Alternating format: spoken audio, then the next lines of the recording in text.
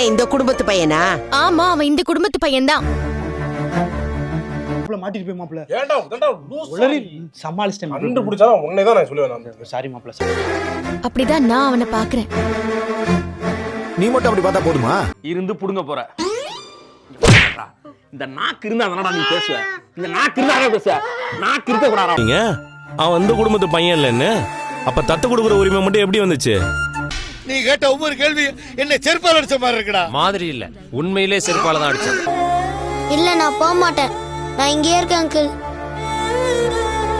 அரளத நான் கேக்கல. நல்லா இருக்கும் ட்ரைலர். இப்படிதான் படமும் சொன்னீங்க. வா நம்ப மாட்டேன். தாத்தா நான் இங்கே இருக்கேன் தாத்தா. டேய், அவங்க தான் உன்னை கூப்பிடுறாங்கல்ல. வெளிய போயிரு நீ, வெளிய போயிரு நீ. போக மாட்டேன், நான் இங்கே தான் இருப்பேன். நான் போக மாட்டேன், நான் போக மாட்டேன். நான் இவங்க கூட போக மாட்டேன். தெரியாது விளையாட்டுத்தனமா இருந்திருக்கு. வாங்க சமுதாய கூடம் வரைக்கும் ஒரு ரவுண்ட் போயிட்டு வரோம். வாயா வாயா. ஜியா, அவன் எதிர்காலத்தை பத்தி நீ யோசிக்கிற, நான் நம்பிட்டேன். இத வந்து சுதார் பார்த்துட்டு இது எப்படின்னு 2 மணி நேரம் உட்கார்ந்து கேட்டேன். என்ன மச்சான் நம்ப மாட்டேங்கிறாரு? ஏய், அந்த அம்மா போன தடவையே ஏமாத்தி அவனை இங்கே விட்டுட்டு போச்சு. அது திரும்ப எல்லாம் வராது. போற அப்புறம் வந்து ஏய் ஏய் இங்கறியா?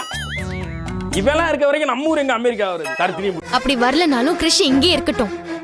என்னடி உன் வீடு மாதிரி நீயே முடிவெடுக்கிற? பாத்துருவோமா? பாத்துருவோமா? பார்க்கலாமா? பார்க்கலாமா? கேட்கலாமா? தூக்கலாமா?